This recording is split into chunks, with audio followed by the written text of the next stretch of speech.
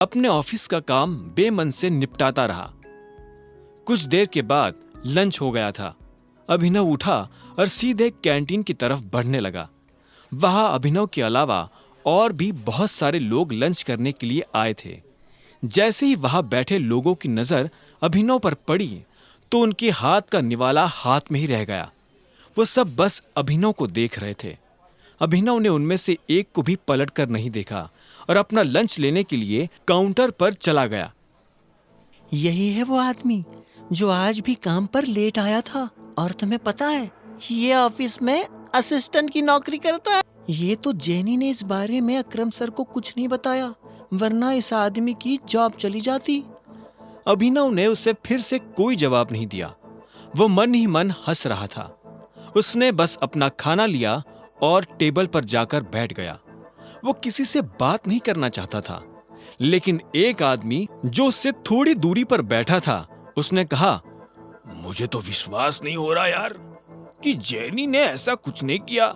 जब मैं 2 minute late हुआ था तो जेनी ने मुझे सीधा फायर करने की धमकी दी थी, लेकिन ये आदमी पूरे 2 घंटे लेट आया और जेनी ने इसे कुछ नहीं कहा।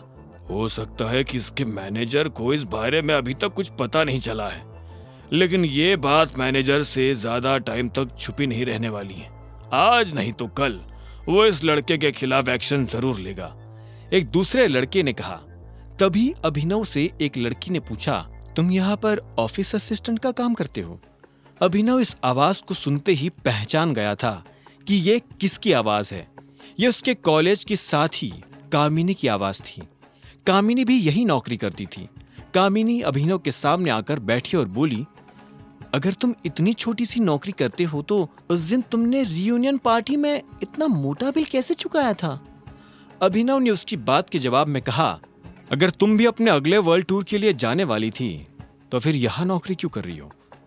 अभिनव के मुंह से ये बात सुन कामिनी एक पल के लिए जम गई थी। उसका मुंह सूखने लगा था। जब उससे अभिनव को देने के लिए कोई जवाब नहीं सूझा तो उसने कहा, फिर भी मैं कम से कम तुमसे तो बेटर पोजीशन पर ही हूं। यह सुनकर अभिनव को हंसी आ गई। उसने खीरे का एक टुकड़ा उठाया और चबाते हुए बोला, तो इसका मतलब तुम इस दिन झूठ बोल रही थी? तुम क्या मुझे ताना मारने का मौका ढूंढ रहे थे? एक बात बताओ, यहाँ बैठे सब लोग तुम्हारे बारे में बात करना पसंद करते हैं, लेकिन तुमसे कोई बात करना पसंद नहीं करता। कम से कम मैं तुम्हारे साथ बैठकर खाना तो खा रही हूँ, फिर भी तुम मुझसे इस तरह से बात कर रहे हो। अभिनव ने उसकी इस बात का कोई जवाब नहीं दिया।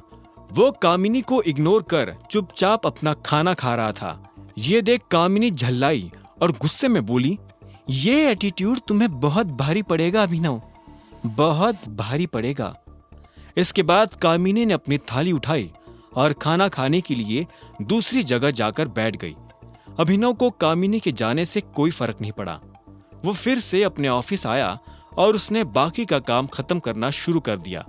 तभी अभिनव के फोन पर मैसेज आया। ये मैसेज अलायना का था। उसने अभिनव को लेकर आने वाली गाड़ी की डिटेल्स भेजी थी, जो ऑफिस के गेट पर अभिनव का इंतजार कर रही थी। जैसे ही अभिनव लिफ्ट से निकलकर ऑफिस के दरवाजे से बाहर आया तो उसने देखा कि दरवाजे पर एक महंगी सी गाड़ी खड़ी थी। गाड़ी का ड्राइवर गाड़ी के बाहर खड़ा था। अभिनव को आते देख उसने तुरंत गाड़ी का दरवाजा खोला और अभिनव से कहा, अभिनव सर चले। पीछे से आ रही कामिनी ने जब यह सब देखा तो उसके होश उड़ गए। एक ड्राइवर इतनी महंगी सी गाड़ी का दरवाजा खोलकर खड़ा था, वो भी अभिनव के लिए। ये बात कामिनी को हजम नहीं हो रही थी। उसे अभिनव पर शक होने लगा था। इधर अभिनव गाड़ी में बैठ गया। अचानक से उसकी नजर कामिनी के चेहरे पर पड़ी। उसका मुंह खुला का खुला था और वो बस अभिनव को देखती जा रही थी। इतने में ड्राइवर ने अभिनव से पूछा, सर म्यूजिक ऑन कर सकता हूं? अभिनव ने हाँ में सिर हिलाया और बोला, लेकिन हम लोग जा कहाँ रहे हैं? अलायनास पैराडाइज, ड्राइवर ने कहा। यह नाम सुनते ही अभिनव के चेहरे पर मुस्कान आ गई। उधर कामिनी ने जब अभिनव को उस गाड़ी में जाता देखा तो उसका ब्लड प्रेशर बढ़ गया था। अब आगे क्या होने वाला था? आगे की कहानी जानने के लिए देखें अगला एपिसोड सिर्फ पॉकेट एफएम के यूट्यूब चैनल पर। और द रिटर्न ऑफ टाइगर के सारे एपिसोड्स को सुनने के लिए डिस्क्रिप्शन में दी लिंक से डाउनलोड करें पॉकेट FM ऐप।